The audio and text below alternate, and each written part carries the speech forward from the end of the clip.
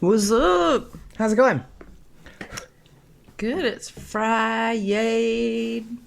It's a good Friday. It's a good Friday, yes. Even though by the time folks get this, it'll be a week ago.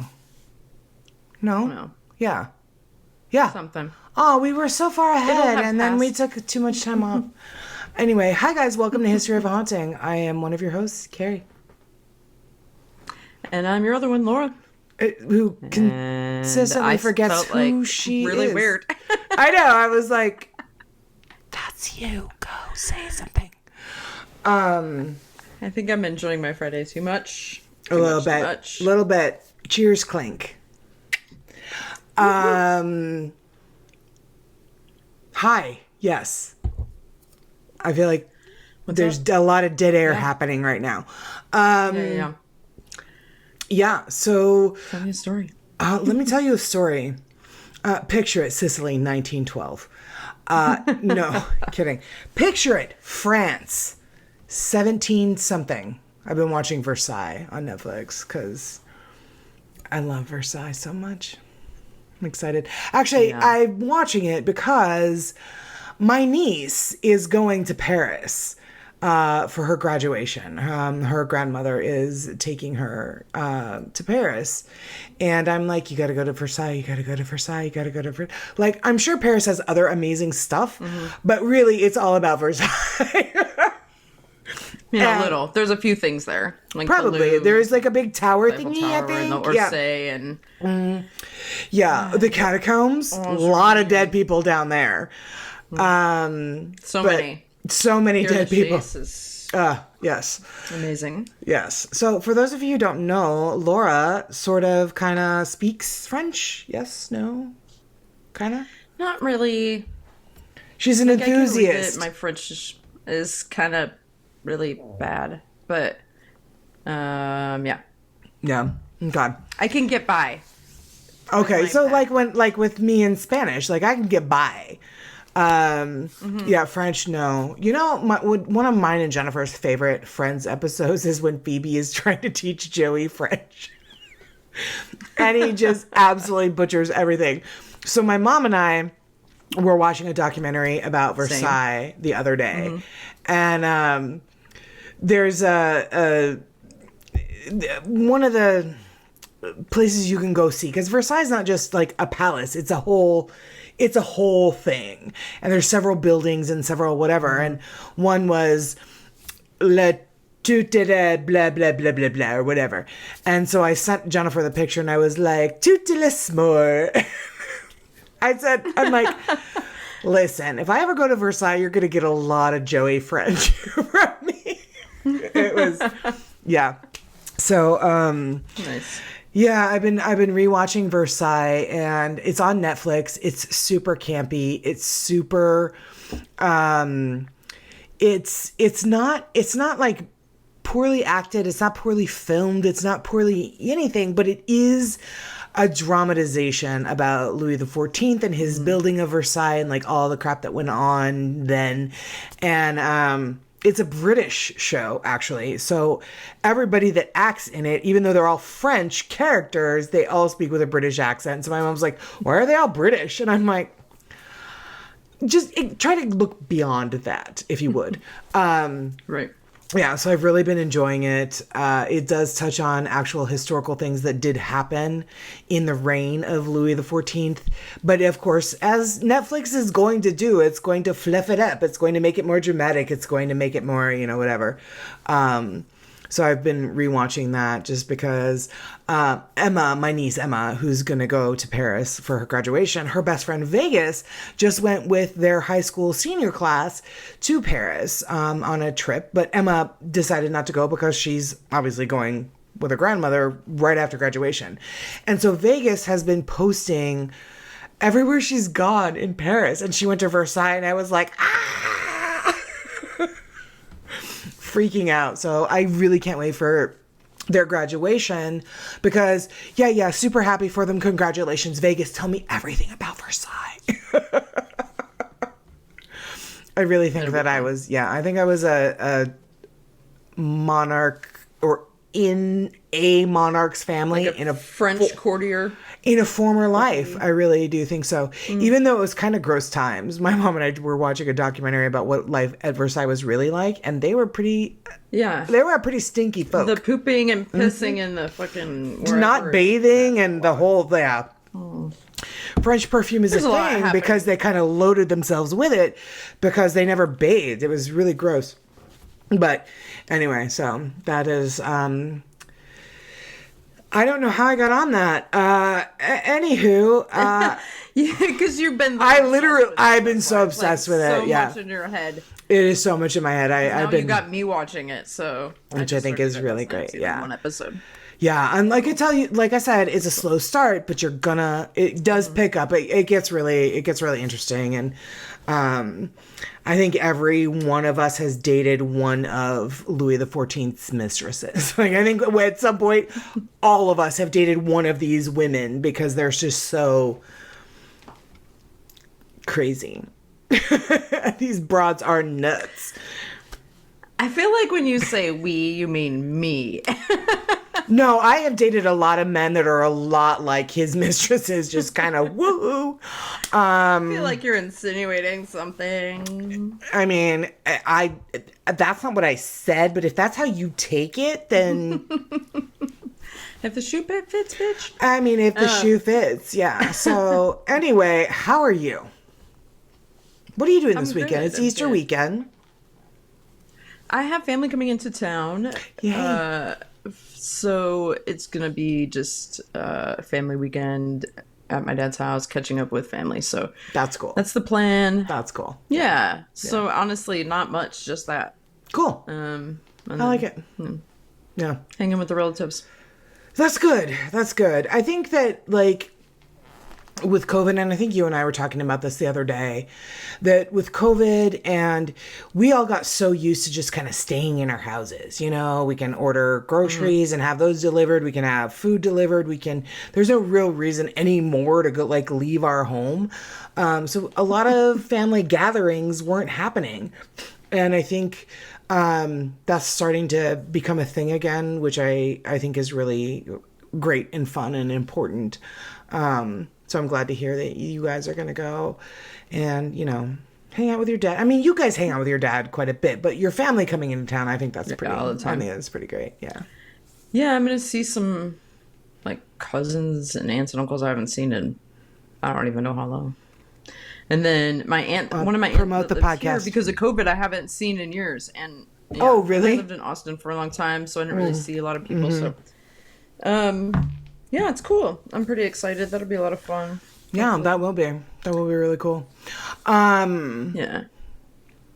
I did go out last weekend and saw a really cool blues concert. So, you know what? But to your point about leaving the house, it's still weird to go out and like kind of be in a crowd and stuff. It I'm always is. like, yeah, you look dodgy. Stay over there. Right. Somebody's just probably hungover and we're like, ew. Yeah. Right. So, but that was so much fun. So good. So good. That's cool. It was I like Reverend Peyton and his big damn band. And this guy from Austin who was amazing, Zach Person. So good. Okay. He was like a Jimi Hendrix. If Jimi Hendrix and Prince had a baby, that's him. Wow. Awesome. Yeah. Wow. Okay. Everybody Google this person. Cool. Yeah. Yeah, there you go. And his last name is Person? Free promotion. Jimmy Person? Yeah. No, Zach Person. Zach Person. Okay. I'm sorry. I was stuck on Jimi Hendrix. And Prince's baby. Yeah, that's right. Which I really think that they would have named it after Jimi Hendrix. Although, I don't know. Prince Jimmy, I think they would have done. Probably. Yeah. I mean, those are two... Sounds about right.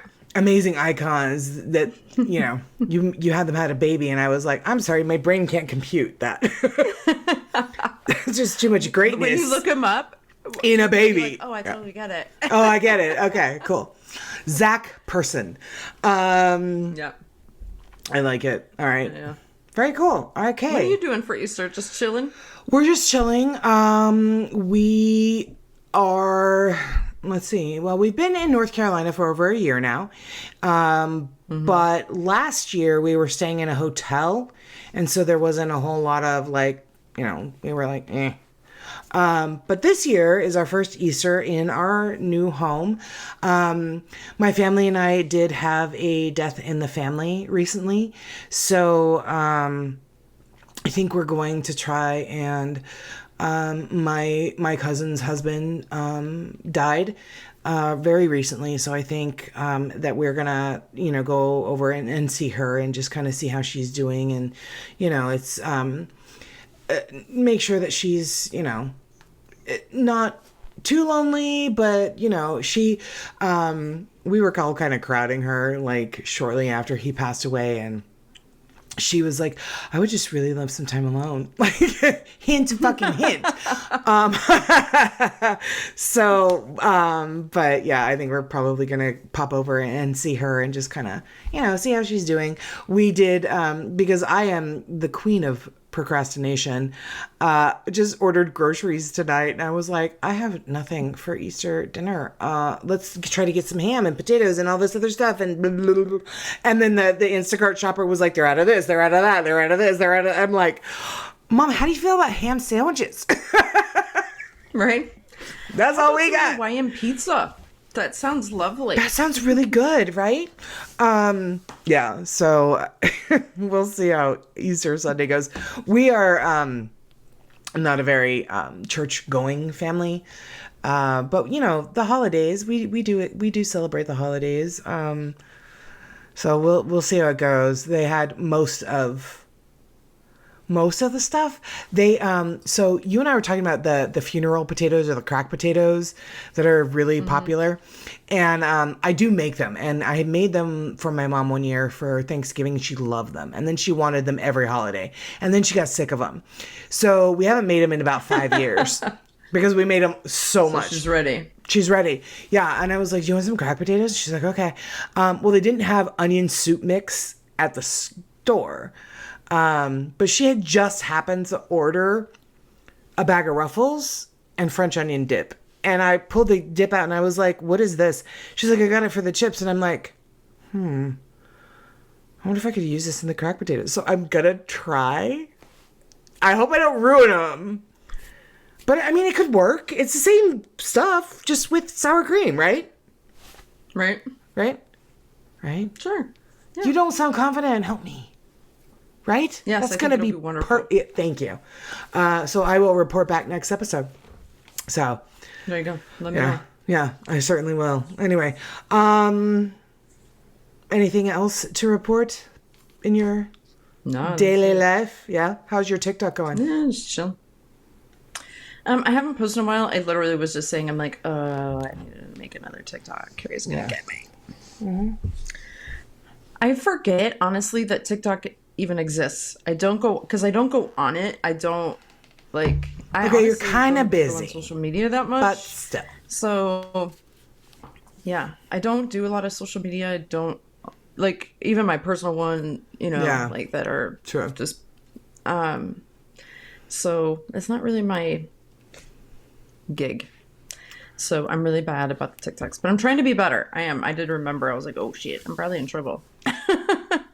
Yeah, you kind of are, because I check. I mean, even though I don't need to check, because every time you post a TikTok, you're like, hey, I posted a TikTok. And I'm like, like, I did my homework assignment. Gold star. Yeah. Okay. Yep. All right. Well, then, that was all of our personal bullshit. Let's get into our EVPs, or as we like to call them here at History of a Haunting, our endless vocal prattling. Now, today we are recording, and it is April 15th. However, you guys still have time to buy tickets for Dirt Days in Williamson, West Virginia. And we certainly do want you to go to that. It's going to be a really great time, you guys. Oh, Laura and I are so upset that we cannot make it this year. But it is an off-roading festival. 3 days, 28th, 29th, 30th. Everybody goes home on the 30th. No, there's no 31st. On May 1st. I shouldn't be talking about this. You're just making up days now. Now I'm just making up days. Laura, you tell them about the rest, because I clearly don't know what I'm saying. You get to ride around on the Hatfield and McCoy trails, and there's food vendors, all kinds of little events going on, fun for the entire family, and it looks like it's going to be a real good time. So super good time. Yeah, in there, around there, I would head down. Yeah, sounds like it's a really good time. It's going to be a lot of fun. Yeah, we were planning to go, and then, you know, life and things and stuff happened. But we are still very, very proud to be a sponsor of Dirt Days. So please, guys, go check it out. It's going to be a really, really, really great time. And then what else do we have to tell them? I don't know. I think that's it. I think that might be it. We do have a lot of investigations coming up. Trans-Allegheny being the main one. That's going to be, Laura, that's going to be in a month. I know. I'm super excited. I'm starting to panic. Coming up. I'm like, oh shit, in a month? What? Oh God. Yeah, so Trans-Allegheny is coming up. We've got, I'm going to be doing Penhurst Asylum. That's in June, July. I don't think we have anything in July. August, nothing. September, we may be doing Brushy Mountain. Brushy Mountain was a definite for Laura and I, and now we're like, let's talk about this. We've got some stuff and things. And someone's at the door. Ladies and gentlemen, it is... I'm sure it's just one of Zane's little friends. Zane's little friend. Yeah, so we've got some stuff that irons in the fire for the end of the year for the podcast. So we're sort of reconsidering some of our end of year ideas, like investigations that we were wanting to do. And Brushy is one of them. I think I actually might be doing an investigation the weekend before I go to Tala. So I'll let you know once I get it all situated. If that comes through, then I will let you know. And then And you will be doing a Facebook Live? Of course, and tons of TikToks. I mean, I'm the queen of the media. Yeah, you are the queen of the media. Just in case you're wondering. Yeah, so that's kind of what's going on with us. We do want to encourage everybody also to join our Patreon. And once we get going in the episode, we are going to talk to you a little bit more about... Okay. Sorry about that. That's my fault. Well, actually, it's not, but one of Zane's friends wanted him to come play. So it's your fault for not disconnecting the doorbell. I guess. I'm not really sure what I'm supposed to do on that. I'm not really? Yeah, I have no idea. Look, guys, this is not a professional podcast. We record from our houses. The doorbell's going to fucking ring. My dogs are going to bark. It is what it is. Anyway. So what were we talking about? Patreon. Yes. Come join us on Patreon. Yeah. Yes. We have two different donor levels.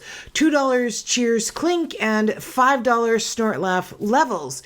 We bring you early episodes. Our episodes normally drop Saturday mornings, and Patreons get them on Wednesday mornings. We also bring you true crime stories. We bring those to you on the 15th of every month. And we send you goodies. We send you prizes. We send you stuff. You get 20% off of our merch. I mean, come on in and join us. So, I think that is it for my endless vocal prattling. Good time. It's a real good time. It is a real good time. We actually just yesterday released one of our true crime episodes that we, just to kind of give you guys an idea of the true crime stories that we bring to our Patreons. We've had a lot of requests for folks, from folks asking us to cover a true crime story. Today's episode is kind of in that vein. Yeah, it's kind of in that vein. But the Patreons get solely true crime stories. Sometimes they do haunt stuff. We have done Richard Ramirez. We have done, now I forget everything. But my own. Jack the Ripper. Jack the Ripper. He haunts shit. Richard Ramirez haunts the Hotel Cecil. We have done The Monster with 21 Faces. We have done, Robert Hernandez. That came out yesterday. So Check it out. Robert Hernandez doesn't haunt anything because he is still alive. But yet, well, give him time. According to his appeals, those minutes are ticking down. So come join us on Patreon.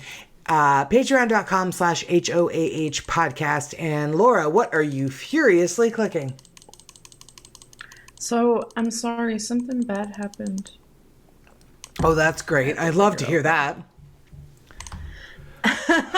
Yeah, it's not cool. Hold on. Did you lose your research? Oh, no. We'll be right back. I hope not. Hold on. Sit tight. We'll be right back. I got it. Okay. Are you sure? Something happened and it was like in the middle and then the rest was gone. And I was like, that's not the top.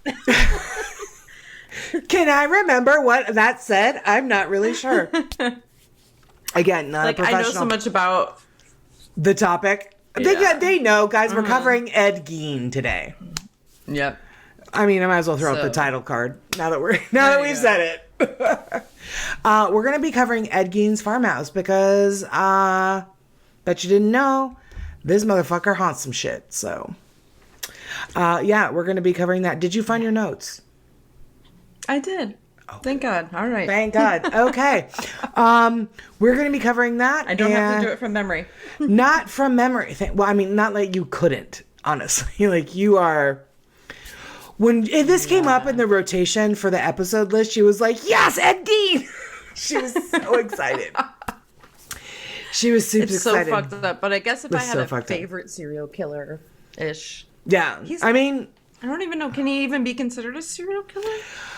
I don't know. We can discuss it as you get into his many crimes. Like he's a serial crimer.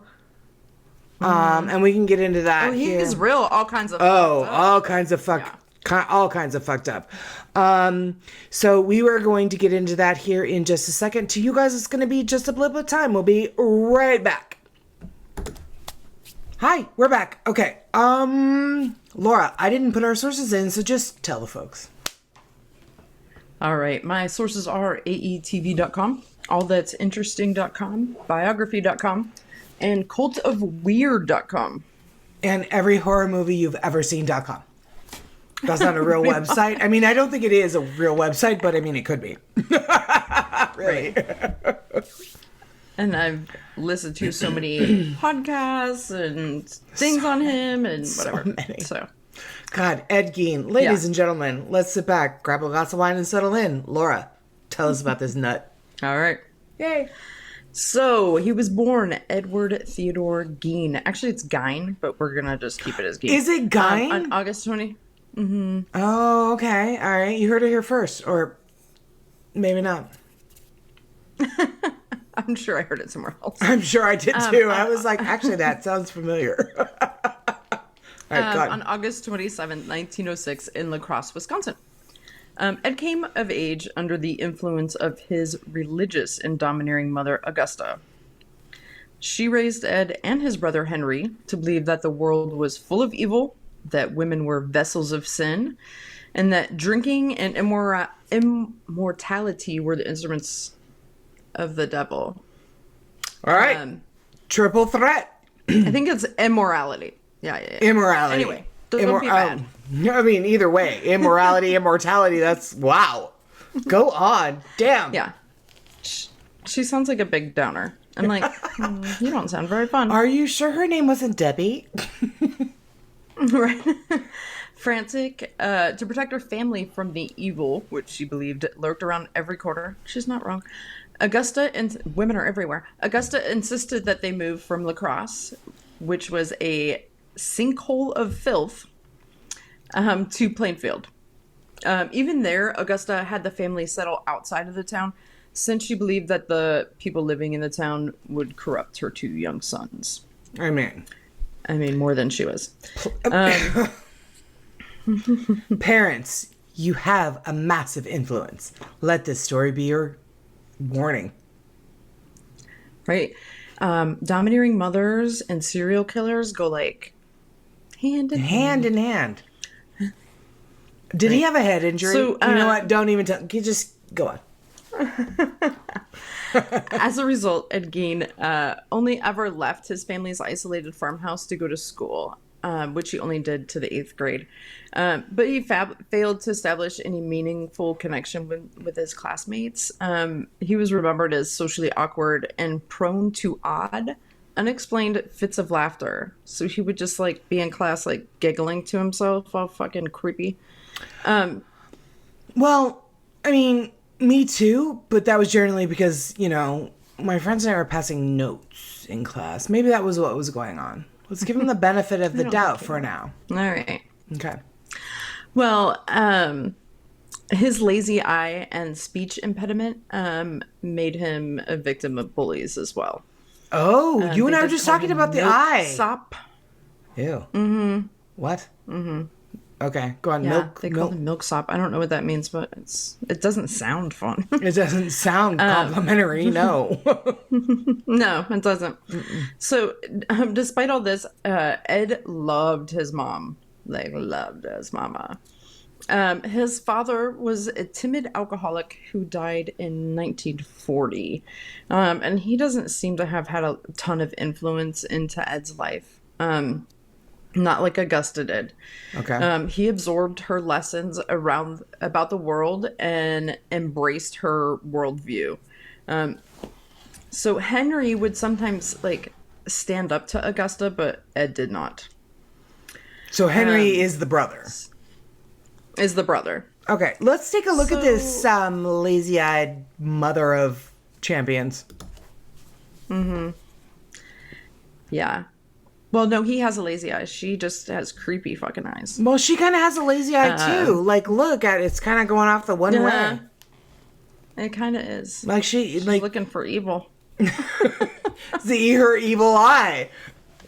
I can't believe she's looking for evil. Oh, my God. All right, continue. We're going to look at this lovely Augusta lady. Yeah. So it's probably not a surprise that Ed Gein's first victim was most likely his older brother, Henry. In 1944, Ed and Henry set out to clear some vegetation in the fields by burning it away. So as they worked, the fire got out of control. And when the firefighters arrived to put out the blaze, they couldn't find Henry. And Ed had told them that he had vanished, during the fire. His body was found soon afterward, face down in the marsh, dead from asphyxiation. Asphyxiation. Words are hard to say. I'm like,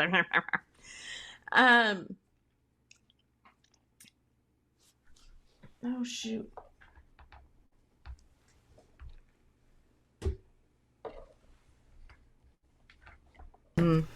Okay. Sorry, we had a technical glitchy goo. Yeah, glitchy goo. All right. Okay. So, about the dead brother. Supposedly, in the midst of the fire, Stop. Hang on. Wait, hang on. And when... Well, I fucked up that up. What is happening? Oh my God. Let's try it again. Okay.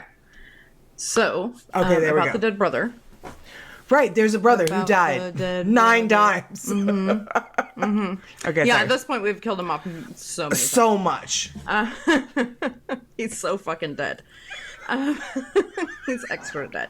He's extra dead.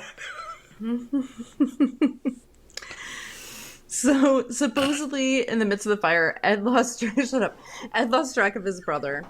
And when he and the police came upon his brother's body, Henry was already dead. So the weird shit is that there were no burns on his body, even though he was on top of a portion that had burned, like of scorched earth. Which if he had burned, it would be like, yeah. Okay, I gotcha. Right. Okay, so not only that, but his head had bruises on it. Like he had been knocked out. That's interesting. And Ed also led the police directly to his brother's body. So they were burning... What were they burning? They were burning like wood, or they were burning... Like a backburn of vegetation. Sure. Like weeds and whatever. But then the brother was found in a marsh. Isn't that like a wet, squishy area? Yeah, I mean, that's what it says, but I can't verify I wasn't there. But yeah, so like whatever they were burning off, I can't verify it wasn't there. Face down by by possibly some waterish area. Also, but face down, he asphyxiated. asphyxiated on the smoke. Okay. But it seems very improbable considering how he was found, the bruises on his head, and that he had his creepy ass brother was like, "Oh, I think I know where he is now." We burned this way over here, but look, his body's right there. It's weird. I don't get it.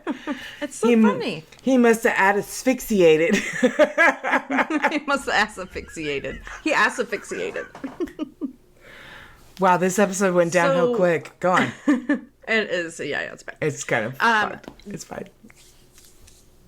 So the main theory of why that Ed might have killed his brother is that Henry was leaving to live with a divorced mother of two, and he had been openly criticizing Augusta to his brother. Maybe don't do that. So at his brother's funeral, it's reported that that he said Henry would have been a great disappointment had he lived. Yeah. But despite all this, it was ruled an accident. What did he think was a great success? Him? I guess. I think, he was going to really disappoint his mother by getting with a divorcee and... Hey, Ed Gein, go fuck yourself. A lot of single women have kids. Sorry. I might over-identify a little bit too much with it. Maybe a little bit. Sorry. So, Henry's death meant that Ed and Augusta had the farmhouse all to themselves. They lived there in isolation for about a year until Augusta passed in 1945. Oh. When his mother naturally passed, or seems that's him. Oh, okay. Seems like it. Okay. Like it seems like he really snapped and his mental health just went down the shitter. So watch it circle the drain. Pretty much. Goddamn. Okay. So Gein managed to support himself as a handyman, and despite how odd he was as a babysitter. Can I just say what the fuck? I'm sorry, as a what a sitter? He was a babysitter. Which is the best thing ever, because I just need to know that there's somebody out there whose parent was babysat by Ed Gein. It's too much. Right. If you're listening, please message us. We need to know what that was like for you. I need to know so much about that. I have so many questions. My God. I wasn't the best babysitter, but I wasn't fucking Ed Gein. Right? Oh my God. Look at my mask, kids. Want to see my nipple belt? Oh my God. All right, sorry. God damn. All right, sorry. So, meanwhile, there were some residents around the area that had disappeared over the years.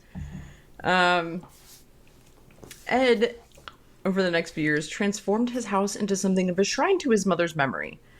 He boarded up rooms that she had used, keeping them in pristine condition, and moved into a small bedroom off the kitchen. Living alone, far from town, he began to sink into his obsessions. He filled his days learning about Nazi medical experiments. He studied anatomy. He enjoyed some porn. Although he never attempted to date any real-life women, he also enjoyed horror novels. Anything about murder, that kind of stuff. Cannibals. So... I mean... who doesn't like porn and horror novel? That doesn't make all of us crazy. Are all of them crazy? Right. Just because people like that doesn't mean... I mean, don't... say more stuff, Laura. Shut me up.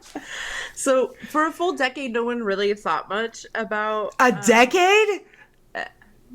yeah, the Gein farm outside of town. Like, not much was going on. Ed's a weirdo, but, like, everybody in town just kind of, like, was accepted the fact that it was a little bit odd. And I mean, kind of is what it is. A decade. he's just chilling out there by himself. Wow. All right. Yeah. So, on November 16th of 1957, Bernice Warden was reported missing from her hardware store in Plainfield. The cash register was also gone, and there was a trail of blood leading out the back. The whole cash Her last register? customer. Wow, okay. And a body. All right. That handy. I mean, No body, just blood. Just blood. okay, so assuming somebody took the cash register and an entire body. Yes. Okay, sorry. So unsurprisingly, her last customer was none other than Ed Gein, who'd gone into the store to buy a gallon of antifreeze. Her son, Frank. The weirdest thing is that sheriff. antifreeze was available in this day and age. That to me, I was like, really? That's weird. Antifreeze? I didn't know it was around then. Everything else Cars in the is red flag everywhere. Sorry. Right.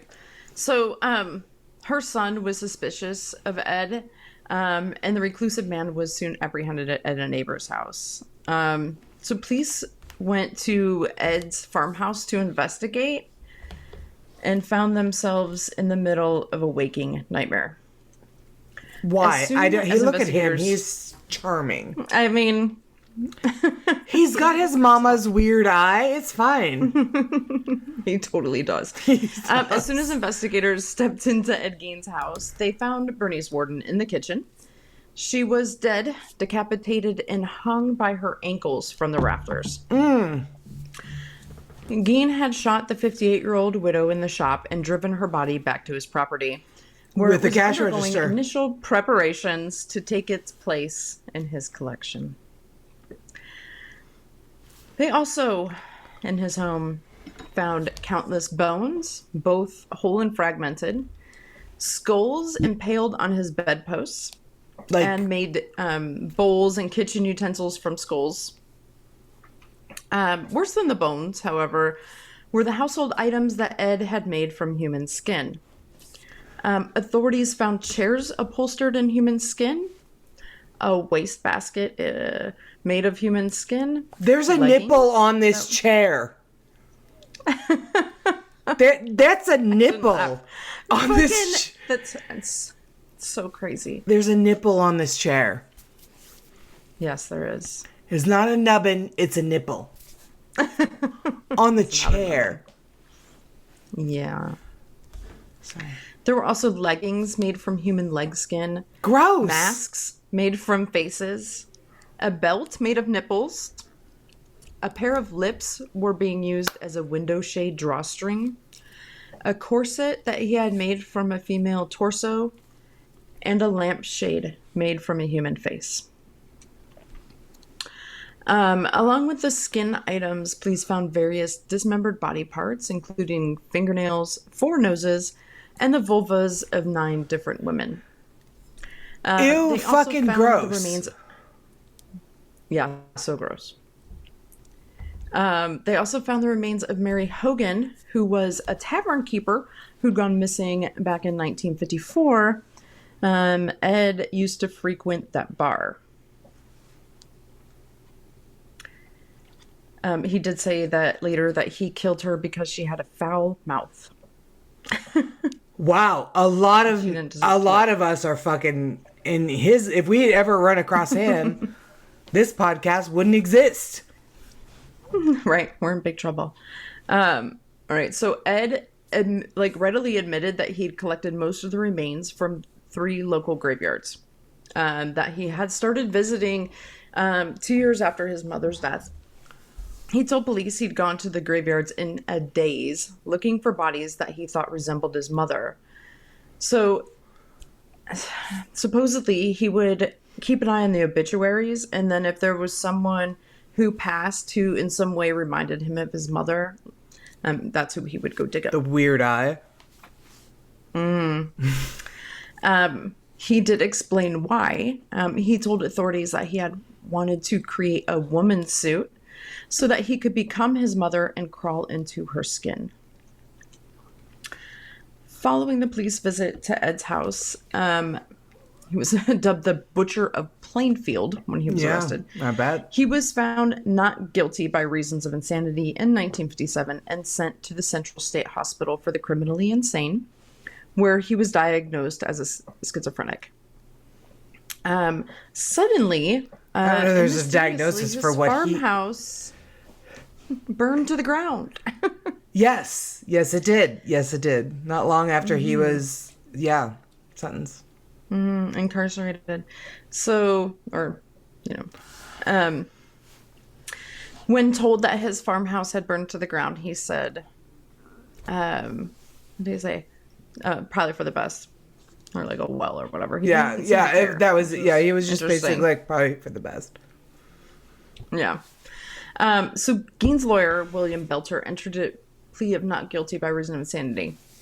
And he was, committed. But in early 1968, he was determined fit to finally stand trial.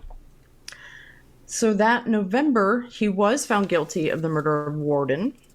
However, he was also found insane at the time of murder, and so he was recommitted to the Central State Hospital. Except for his attempt to petition for release in 1974, which was obviously rejected. The mild-mannered Gein made virtually no news while institutionalized. Later that decade, his health failing, he was transferred to the Mendota Mental Health Institute, where he died of cancer and respiratory illnesses on July 26, 1984. Wow. He hadn't amassed a single blemish on his incarceration record. Was he housed with men? Because, good. I mean, probably. That makes sense. Right. Oh, my God. The story of Gein's gruesome activities, particularly his devotion to a dead mother, strongly influenced Robert Bloch's 1959 novel Psycho, which was adapted to the big screen the following year by Alfred Hitchcock. Yes. Additionally, Gein served as the inspiration of other notorious movie villains, including Buffalo Bill from Silence of the Lambs and Leatherface from Texas Chainsaw Massacre. And, of course, it's been referenced in tons of songs and all kinds of stuff. History of a Haunting podcast, Yeah. So, on a side note, most, all of the human stuff had been gotten rid of by the police, right? They didn't keep it. Sure. And someone had taken Gein's car and toured it around at carnivals and stuff, saying that that's a car, because he transported the bodies. The bodies, and yes. Oh shit. Okay. Mm-hmm. All right. So they would charge people like a sideshow attraction. Yeah, weird. Okay. Right? I mean, so eventually the state said that they, barred this. And so the guy kind of fucked off into obscurity, and no one knows what has happened to the car. Weird. That is weird. I didn't know about the car. Mm-hmm. Yeah. In 2015, an unusual item hit the auction block in Wisconsin, a haunted cauldron owned by Ed Gein. The seller claimed that it had been used by Gein as a receptacle to hold human remains. The winning bid was placed by Zach Bagans of Ghost Adventures. Yeah. And the cauldron made its television debut the following year and can be seen now on display at his haunted museum in Las Vegas. Yes. And that is the fun times of our buddy Ed.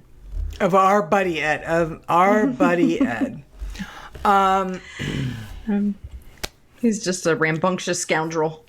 And that rapscallion, I'll tell you. He is certainly an advertisement for cremation, isn't he? His soup's fun. He's soup's something. So yes, like Laura mentioned, his cauldron that he used to boil off the flesh of people is currently in Zach Bagans' Haunted Museum in Las Vegas, Nevada. And I will be talking a little bit about that. I will also be talking about the farmhouse where all of these murders occurred. Yes, it was burned to the ground in 1958 after an auction of his stuff. P.S. Side note. The auction of his stuff, and people actually bought it, i.e. the cauldron. But... i.e. the car. And the car. Yeah, the stuff. car. Yeah, Creeps. crazy. Super creeps. So I will be talking about all of that in my portion in this episode of Ed Gein's Farmhouse. We will be right back. Okay. So in my part, I'm going to cover Ed Gein's Cauldron and his farm. My sources are Cult of Weird, Wayne, HiggyPop.com, all three.com, hauntjaunts.net, an article by Courtney Mrock, and then the Discovery Plus Shock Docs, Ed Gein, The Real Psycho. So if you haven't seen it, you should, because goddamn. So... for many folks in Wisconsin who grew up with this boogeyman in their backyard, the story of Ed Gein became a lifelong fascination. And I think, Laura, that had we had a similar situation, like, we would be fascinated by it. Not in a great way. And these folks, I don't want to make it sound like the people that lived in Plainfield were like, oh my God, he is so cool. No, it just was what it was, right? So in Plainfield, there are still families who remember or were actually directly affected by Gein's actions. It doesn't take long to find somebody who says they were babysat by Gein, someone whose relative was exhumed by him, or someone who ate Gein's homemade venison, despite the fact that Gein didn't hunt. Don't love that. So draw from that whatever conclusion you're going to. Or somebody who remembers seeing the headlights in that cemetery at night. So the so-called House of Horrors was very real, and locals have been trying to heal from the wounds of that nightmare for nearly 60 years. A man named Dan McIntyre in early 2015 contacted the website Cult of Weird and one of its authors. The guy was actually hoping to drum up interest in an upcoming auction. And this guy, Dan McIntyre, as it turned out, was hoping to rid himself of a gruesome relic he inherited from his grandmother.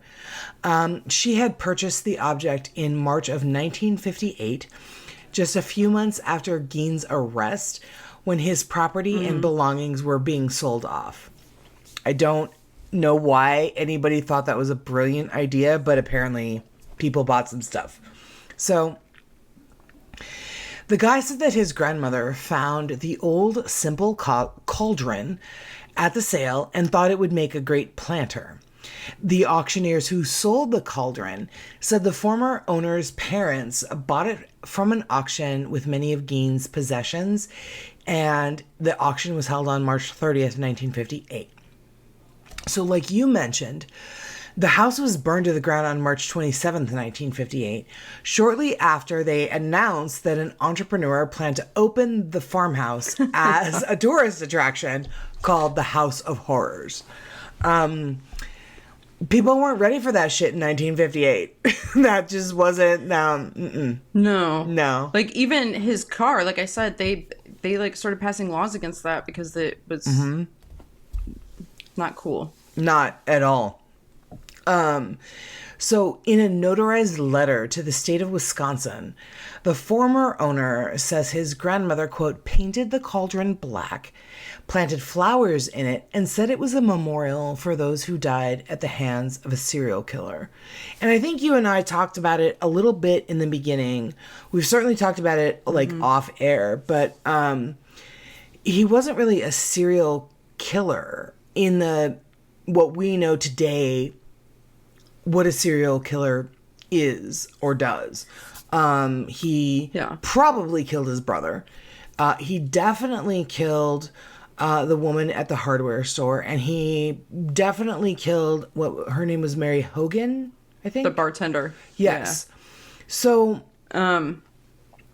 I guess serial 3, he just doesn't have the body count that somebody like, or like the spree, like Richard Ramirez, or you know what I mean? Some of the other heavy hitters, right. Considering what a impact he still has on like popular culture and what he has had in the past 60 years. It's he was more of a serial grave robber, kind of, because all they found in his house, I mean, and you rattled it off, all of it was insane, but he didn't kill all of those people. He just looked up the obituaries, and anybody that might have looked like his mother, he went and dug them up. 3 cemeteries. Like, but it's just like, how fucked up it was. And the fact that he did like taxidermy.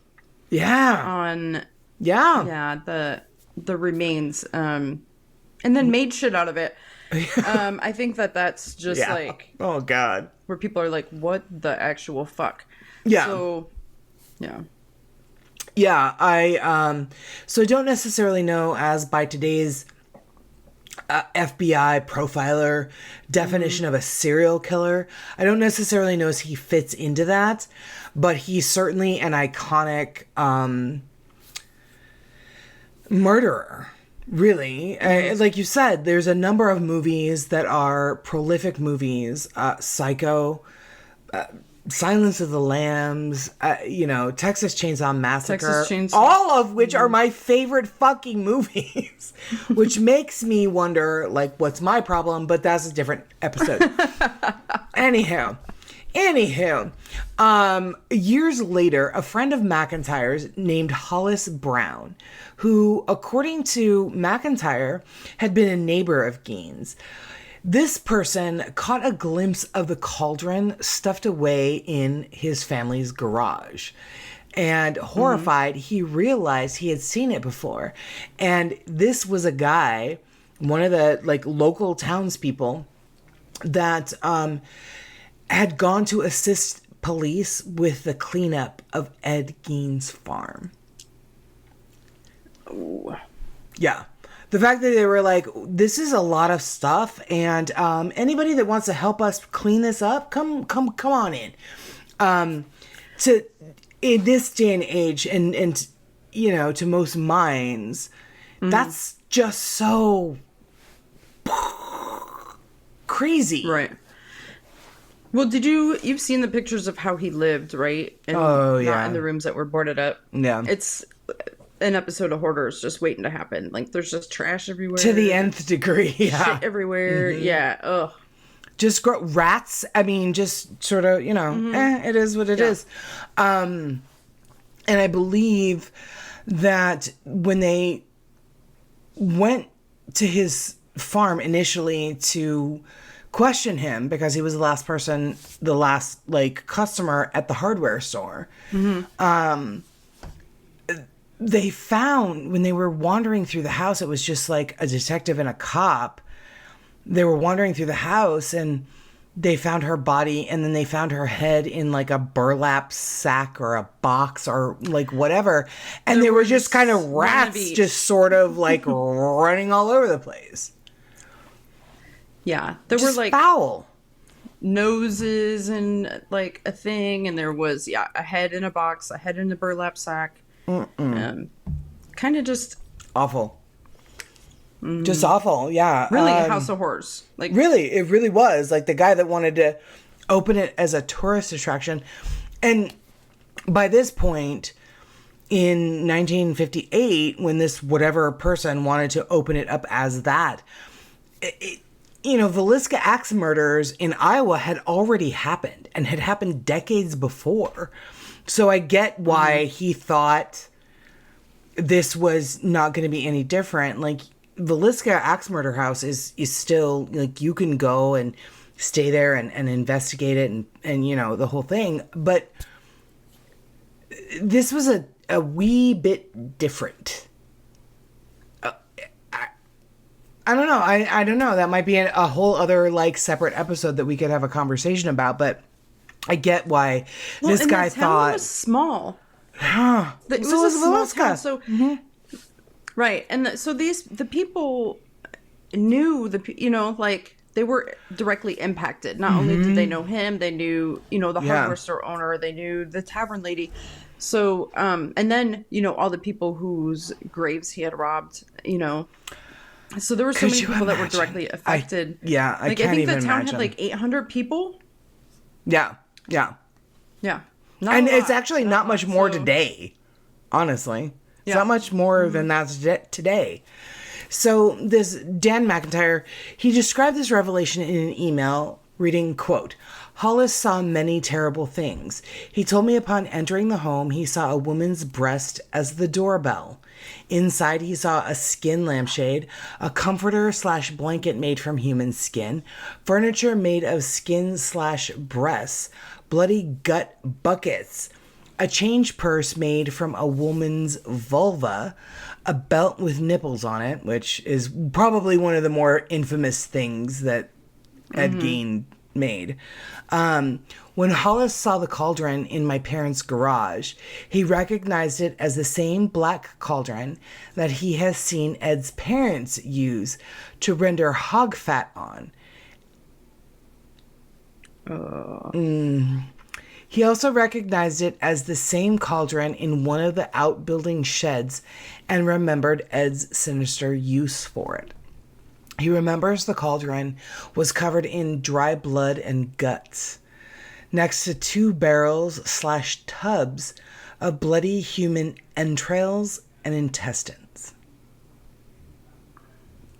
50 years later, Hollis recognized the cauldron in my parents' garage and turned white as a ghost. I asked him, how does he know it was the same one covered in dry blood? He lifted his arm and said, the hair on my arm stands straight up every time I look at this in this garage. The cauldron was then, like you said, put up for auction along with his shovel and skis. By the way, skis, when does this guy have time to, number one, learn how to, or just ski? But apparently he had skis. Shovels? Okay, sure. Skis? That's weird. Well, that's probably how he got around in winter. I mean, quite possibly, like, people used to cross-country ski. Sure, a lot. Sure, yeah. And the fact that you know that real quick, like, is very concerning. We'll talk about that off air. It's indicative of growing up somewhere cold. I mean, and I'll back you up on that, even if they question us separately. Mean, not that I did cross-country ski. Sure. So, like you mentioned, the winning bidder of the cauldron was Ghost Adventures host Zach Bagans. Did you see how much he purchased that cauldron for? Did you? I did not. $2,800. He got it for a bargain, frankly. I mean, he's paid way more money for other crazy shit. So in communications with McIntyre afterwards, he expressed belief that the cauldron had a dark energy, which might have been dormant while it was still sitting covered in his garage. When it was disturbed in preparation for the auction, he seemed to feel that something had reawakened. He experienced a mysterious illness, disruption of nearby electronics, and other phenomena when the cauldron was mentioned. In the presence of the cauldron, he described feelings of unease, dizziness, and anxiety. I kind of fucking would too. But anyway. So he writes, quote, I am not so sure that displaying an item that represents such evil is a good idea. What evil will it inspire? I wonder if I should have kept it and planted flowers in it, only to be forgotten in time. Then there would be one less item in this world to remind us of the evil that lurks on the flip side of mankind's good. Is Ed Gein's cauldron charged with negative energy? I think it is. Anyway, the cauldron was featured.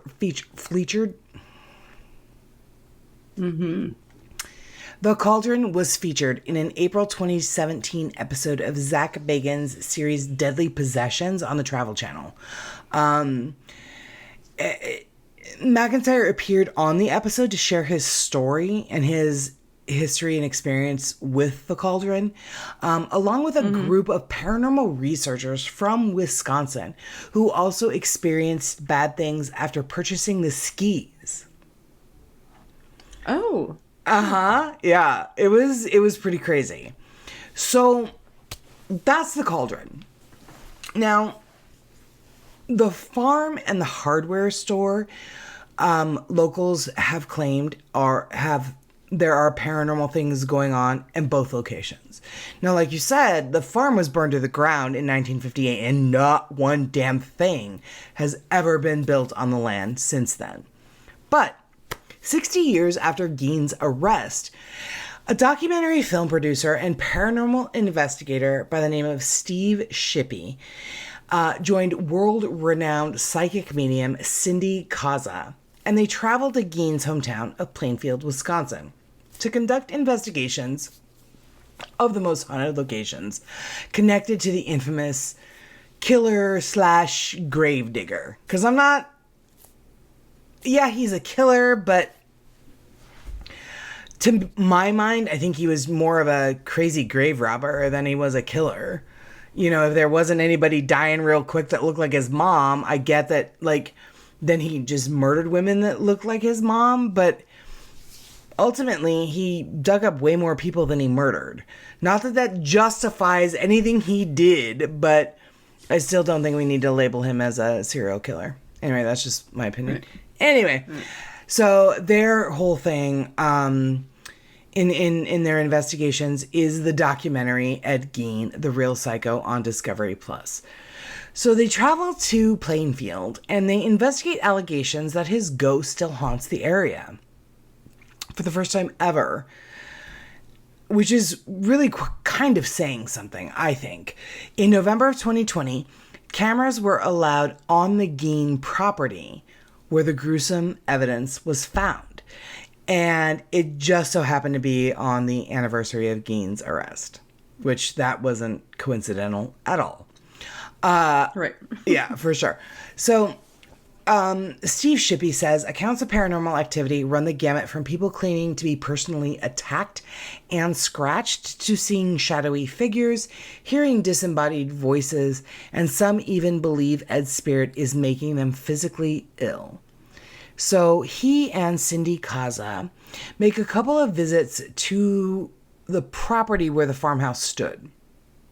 So once during the day, which was the very first stop on their investigation, and then they went back again a few days later at night. Don't recommend that. Don't do that. That just is super fucking creepy. That's just gross. Especially after what they experienced. So on their first trip to the side of the house during the day, Cindy Kaza saw and felt the spirit of a woman in a nightgown. She said that this spirit had been following them, almost stalking them, that she was aware that they were there and that she was not happy about it. She believed it was the ghost of Ed Gein's mother, Augusta. The spirit... Oh, yeah. Yeah, 1,000%. Yeah. The spirit was calling her a little witch and that she was doing the devil's work. Creepy. No, don't love that. But it doesn't really surprise me given how kind of hyper-religious Augusta was. And the fact that... disdain for women, just like... Women in general, and then that Cindy was a psychic and knew she was there. So that doesn't really surprise me at all. They both said that the energy at the farm was really intense. So just to walk onto a piece of land and feel like, well, I don't feel good in this space at all. That, to me, that's pretty telling. So after that, Steve Shippey went to Warden's hardware store, where Bernice Warden had been killed by Ed Gein. It is now a storage facility. And after her murder, nobody wanted to go to the hardware store, and it went out of business. So thanks, Ed. Good job, good job, buddy.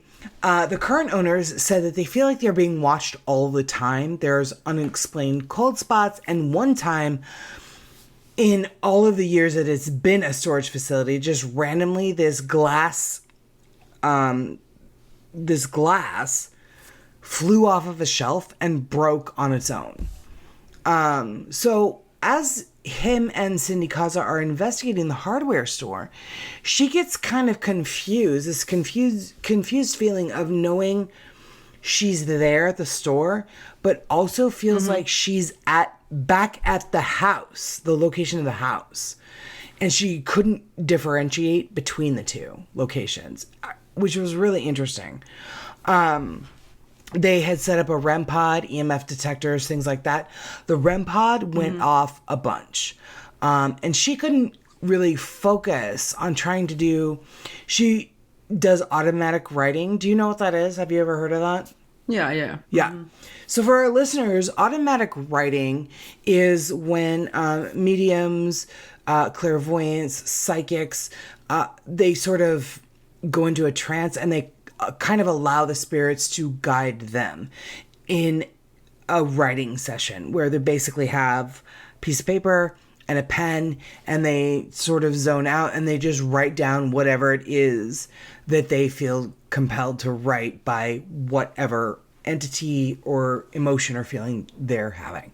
That's automatic writing. And she was trying to do that in the hardware store. But because the spirits were setting off all of this noisy equipment, the EMF detectors, the REM pod, she couldn't focus on trying to do the automatic writing session that she was trying to do. The production crew's cameras were dying. And so it was just sort of chaotic in that hardware store. When asking Ed Gein, when they were doing a session, when they were asking Ed Gein directly various questions, they would get responses to their questions via the REM pod and the EMF. Yeah. Gross. Subjective? Yes, sure. Yes. Those answers, subjective. Maybe it was just, maybe it was just random ghosts. Doesn't mean it was Ed Gein. Right. And Cindy Kaza said that she felt like because she was a woman, she felt like she was being targeted by both Gein and his mother. So there was a paranormal investigator who had gone with her team to the jail where Ed Gein had been taken when he was first arrested. It's a museum now. But she claims that she was physically assaulted there by a spirit. In the form of a burning sensation across the back of her neck that was visible. So she felt it and they were like, let's check it out. And they and you could see this red, burn mark across the back of her neck. She believes that he attached himself to her ever since that moment. She believes it was Ed Gein and that he attached himself to her ever since that moment. She also captured EVPs of Ed and Edward when asking who is here. Wow. Yeah. Right. Yeah. I was like, that's interesting. So the land that the house used to stand on is just full of hella creeps. Dark energy all over the place. The intense feeling of being watched, followed, and seriously unwanted is everywhere. In tapping into the emotion on the land, no thank you. Cindy Kaza got that feeling that his mother was so controlling that he never had a thought or a voice of his own. And it kind of makes sense. You often hear about these religious mother figures, sometimes both parents, but typically mothers that are so desperate to guide their sons primarily, historically, into a life of piety and, it makes sense to me that well, and he was mentally ill, so, and obviously his mother's death, there was a break. Yeah. And, but he was schizophrenic, so, he was... And it's interesting because I wonder if it was nature versus nurture. It's a physical, thing going on. So in his brain. So it's not just like the fact that, you know, he was like what we would say, like kind of fucked up in the head, like a serial killer style, but right, he was also like clinically, medically, or, you know, mentally ill. Diagnosably. So combine the two with his crazy mother, right, and then all the shit that she put in his head. And then she dies, and he's like, all of a sudden, like, porn from the sky and Nazi stuff and all this kind of crazy shit. All this like, nuts bullshit, she can't stop me. But yet I miss her, I want her, I need her so much. Yeah. So, her. Yeah. I gotta be real honest, as a side note, the moments when I think I'm a bad mother, and every mother does feel that way at some point. God, I really fucked this up. True. I made this bad decision. Right. Every mother feels that way. We just need to think about Augusta Gein. And then we're like, oh my God, I am the best. I'm going to pat myself on the back right now. I know. I mean, like, she wanted to be influential, but I don't think in this way. But. Right. Cindy Kaza, in visiting this land that the farmhouse was on, she got the feeling that she was and still is the true evil that sort of created this whole thing. She actually said she felt sad for Ed Gein and that he wasn't born this way. And how many stories have we heard about that, where there's this like overbearing, crazy mother? Parents have a lot of influence over children, especially like from the minute they're born. Parents have a lot of influence and over children and can shape a tiny young life. We could get into a whole bunch of nature versus nurture, but nurture is a thing. And this woman was just a little, batshit crazy. And are we surprised that Ed Gein became schizophrenic? I don't think so. Well, and she probably had mental illness herself, Probably. And then, I mean, the isolation that she kept the boys in, Oh, they didn't have electricity in that house either. Mm-mm. Ever. So there was no, outside influence at all. Like, not, not Plus, it was a small town in Wisconsin. It wasn't fucking New York City. Right. Yeah, it was. There was a lot of environmental there were a lot of factors. Right. So at the jail that he was held in, there was high millimeter readings that occurred there. A millimeter is very similar to an EMF detector. It reads a bunch of different stuff, temperature and things like that. So that's what a millimeter is. So she did another automatic writing session, and it produced the following. Quote, "He wanders the fields in search of her body. He will not leave this field or town until she is with him." Ugh. There were 12 that died. He took the 11th to the barn. Nope. Those were the worst. Some of them were kind of benign, where I was like, okay, well, whatever. That's just whatever it is.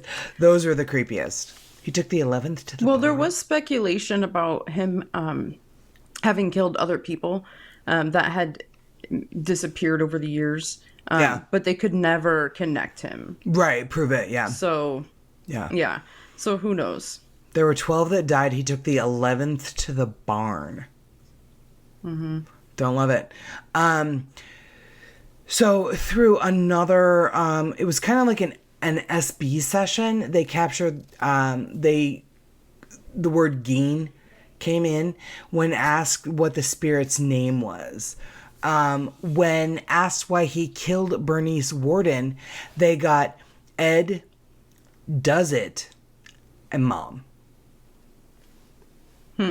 They also captured Stay Out and Demon, and that was on the property, like out on the land, like outside. Like, it's very difficult to investigate a location outside, especially near a road. Granted, it's a small town, whatever, but there's wind, there's animals, there's going to be cars driving by. So, but they clearly captured Stay Out and Demon, which I was really impressed by. I mean, that could have been Henry. Get the fuck out of here. 1,000%. Speaking of, they also went to the Plainfield Cemetery where Gein, his mother, and brother are buried, which I was like, bad idea, don't go there. But all right. Locals claim to see a female apparition there. They see shadows where shadows shouldn't be, and they hear screaming and wailing. Most locals believe that the cemetery is a haunted area. Yeah, I agree. I'm sorry. I think it is too. Gein's grave is unmarked. You can see where his headstone was, but it was finally removed when people would hack chunks off of it. And they would also take dirt from his grave to perform occult practices. So it is unmarked. It didn't used to be, but they did remove the headstone because people would just come and kind of chip away chunks of the headstone and then take... Wasn't it stolen too? I heard that, but I couldn't verify it one way or another. I don't know. It didn't say. The local that went with them on the show was just like, it was removed because people were stealing pieces of it.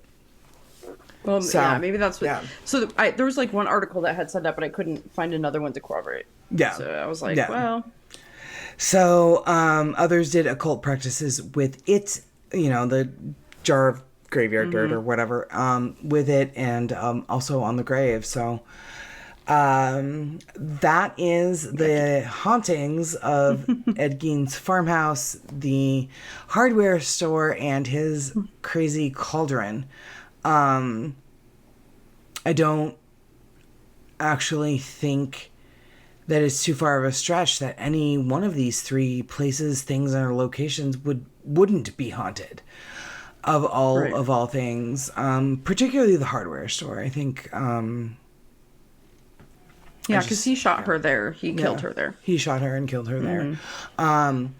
Mike, I have so many questions about that though. Like, how did he drag out her body and the fucking cash register? Because back in 1958, that was a heavy. Have to carry everything at once, Carrie. Trips, but he wanted to be quick. Wow, she knows a little too much. He was in the hardware store. Maybe he used a wheelbarrow. I mean, he had tools at his disposal. So many tools. Anyway, that is Ed Gein. And those are my tips for getting a body out of a hardware store. You're welcome. Mm-hmm. Yeah. Those are Laura's tips. And not necessarily those of me or History of a Haunting podcast. Don't sue. Quit trying to distance yourself from me.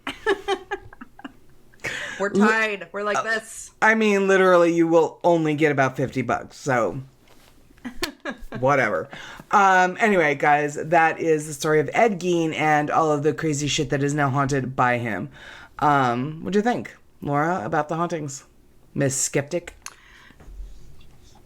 I think they're interesting. I do believe that it would be impossible to go to that farmhouse, even though, whatever, the land that it's on, and not have that power suggesting hang over you so intensely, because there are crime scene photos. There are a lot of stuff that you can see that is very intense. Yeah. Regarding what he did and what he did to people and their body parts. So... They're vulvas. Say it. Just say it. Vulva. Yeah. Drapery cords. There's a lot there, right, to unpack. So I can't imagine that you would be able to go there and not feel hella creeped, overwhelmed, just knowing what had happened there. What had happened there? So that is kind of, neither here nor there. It felt dark. Well, no fucking shit. I can't imagine it. I was really creeped out being here. Yeah. Yeah, that's true. It's beautiful. What about the cauldron? What's your take on that? Interesting. Yeah. Again, you know what it was used for, so I mean, but it sat in this guy's house. But the last thing it was used for was For a a beautiful long time. planter with flowers. Like, I don't think... I love that somebody's grandma was like, you know what this will do? This is gonna be a nice planter. A grandma that was They're fucking like- there during the day, like, when Right? that was happening, She's yeah. like, right. You know what this needs? Pansies. It needs pansies. I know Oh what my shit God. this cauldron up. I need to get rid of my pansies now, because now I'm going to be like, those are Ed Gein pansies. My God, thank God I didn't say petunias. Oh no! Right, but you know what I'm saying? Like, Yeah. so his grandma just like was like, hey, that'll make a lovely planter. What Yeah. a nice addition to my garden. And Right, then, like, yeah. you know, it gets found out later, like, you know what the fuck that is? Like, you know, it's like the stories of grandmas. It Dried reminds me of blood. the stories of grandmas, like, I using know. bongs and stuff, like, as bases. I'm sorry, I don't know any grandmas that would fucking do that, but that's an off-air They think conversation. it's like a vase or whatever. You've never seen these? All right. There's, like, pictures on the internet. It's funny. Anyway. Sure, pictures on the internet. So- You're like, okay, listen, my grandma found my bong. And I don't have a bong. anymore. I mean, not since I was like 18. In this house. Yeah. So, yeah, that's an awkward way to end this show.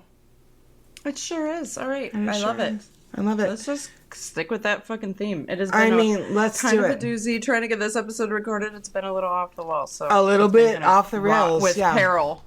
I mean, why not? It was so a good must one. be- It's Ed Gein. There was so much to fucking talk shit about, so I'm not even sorry. Yeah.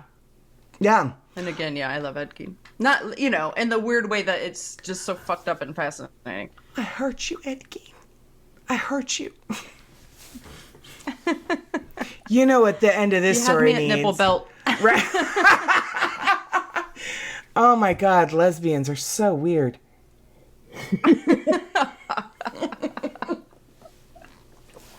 You know what this episode needs? Pansies. Yeah, this episode is brought to you by Pansies. Anyway, guys, hope you enjoyed it. Ed Gein, his hauntings. Super gross. If you want more disturbing true crime stories, come on over to Patreon. And Laura, I love you so much. You and I can talk shit about literally anything. Each other, the topic, it doesn't fucking matter. So to that end, we want to tell you guys, always stay safe out there. You never know when Ed Gein or His mother. are Or listening. whomever. Or whomever are listening. You never know when Ed Gein or his mother are listening. Oh my God. All right. All right. Bye, guys. We love you. Bye.